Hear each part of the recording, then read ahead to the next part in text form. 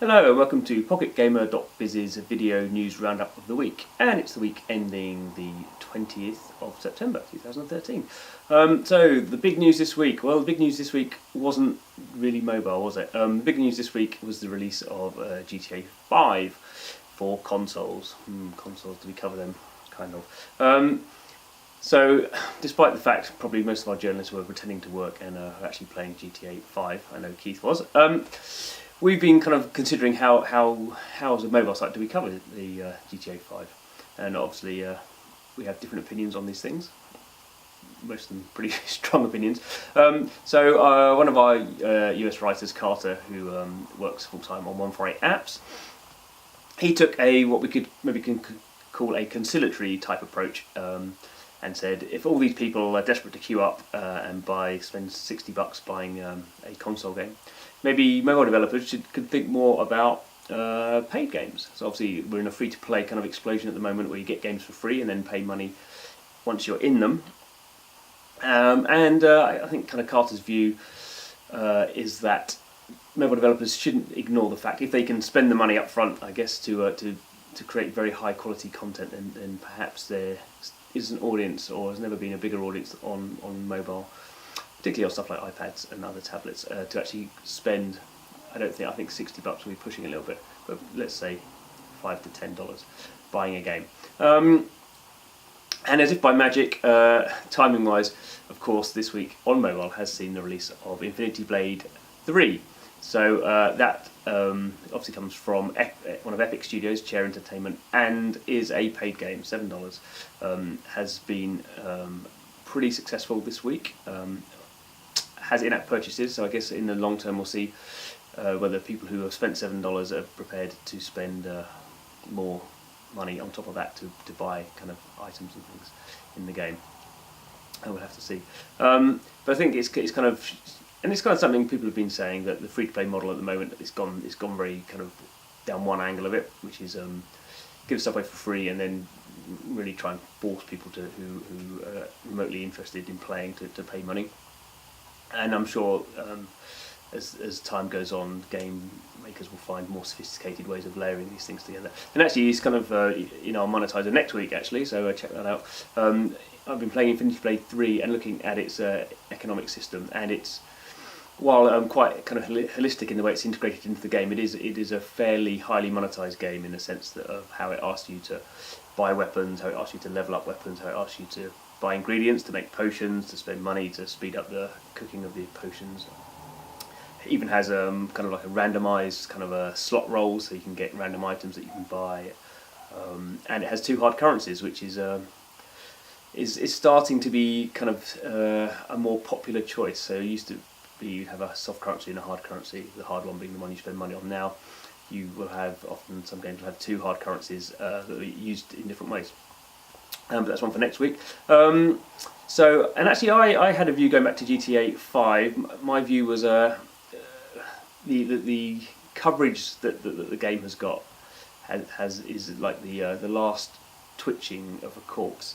So obviously GTA 5 is a massively successful franchise and has been over the last 10 years, and this release has coincided with the very end of the current console era, where it has the largest install base for Xbox 360 and PlayStation 3. So the fact that it's that $1 billion of retail, or GTA 5 has taken $1 billion of retail in 3 days, is not really to be surprised about. People have been waiting for the game for 5 years. Obviously, around 50% of that revenue will be taken by the stores, so good for Walmart and GameSpot and companies like that. But actually, in the long term, you much want to be sitting in the shoes of Gung Ho Entertainment, Gung Ho Online, or Supercell, who are making $2 to $3 million a day, getting 70% of that money as their own net. With free-to-play games that are on mobile. I mean, I think I wouldn't be doing this job if I didn't think mobile was going to be the future. It's the future. Can the future be now? I don't know. Anyway, and talking of these kind of monetization things, there was a conference in New York conference, monetization conference, and everyone's favourite analyst, the one they love to hate or they hate to love, I don't know. Michael Patcher was talking about Candy Crush Saga, which is a game we well know it's the now I think actually last month it ranked the second top grossing game on iOS globally, and he's in his calculations he reckons that the average revenue per paying user, so not per user but per paying user, is $40. So that's a year. So on that level, we're kind of seeing that's not dissimilar from someone going and buying GTA 5. So I think I guess our conclusions from that little escapade is that people are prepared to spend money on games. That's not a very amazing conclusion, is that we've been seeing that for the last 30 years. I guess the question is exactly how you extract that money from them, and at what kind of level in the game, and what kind of pleasure the people have spending that money. That wasn't the only thing. Talking of money, on PocketGame.biz there's always lots of kind of money and funding, that kind of thing, and the big funding round this week went to App Annie, the app analysis kind of a market intelligence company. And they've raised $15 million in their C round, so that's the third round of funding they've done.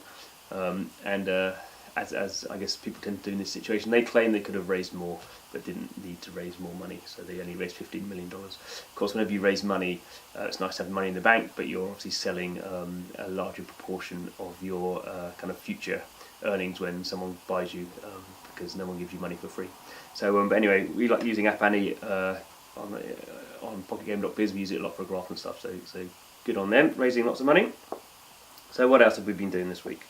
Obviously I've been writing my Monetizer column, so I've been quite busy this week. We had a look at Kabam's game Puzzle Trooper, which is a kind of match 3 type. I guess I've been saying it's a puzzle versus Puzzle and Dragons kind of clone. Clone's a dangerous word, isn't it? But inspired by Puzzle and Dragons. And we have a look at that. Nice game came out from Codemasters last week called Boom Tanks. Again, that's not really a clone or inspired by, but using tanks, but very much using the monetization methods of games like CSR Racing and Fast and Furious 6, but with tanks. So you're leveling them up, buying new tanks, leveling up bits of the tank. And quite nice little, very simple kind of rhythm action gameplay in there as well. So we had a look at that. And we had a look at Freak Tower as well, which is the latest game from Gung Ho Entertainment. I keep saying that, Gung Ho Online, sorry, who obviously are making tons of money from Puzzle and Dragons. It's a very complicated selection of words in that one. And interestingly, when we ran our Monetizer kind of slide rule over these games, we found that Freak Tower has scored the lowest. So it's the least monetized game we've ever played. Hilariously, when you load it up, it kind of warns you that this game has in-app purchases, and even when you go to buy an in-app purchase, it warns you 3 more times that you're going to spend some money. So that's, they're obviously making their money in other ways. Puzzle and Dragons.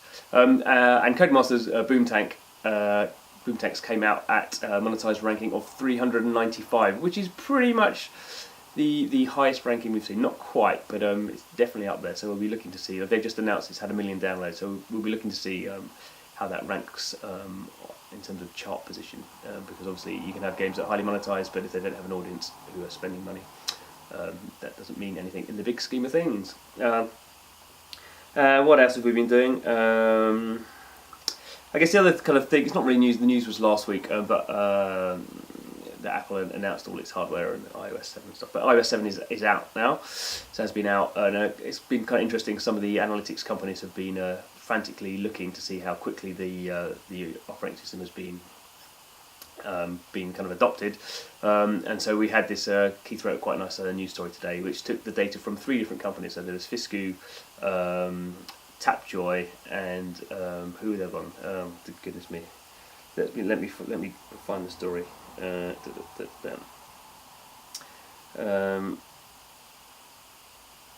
going to kill me, aren't they? Who's the other lot? Fisku, Tapjoy. Come on.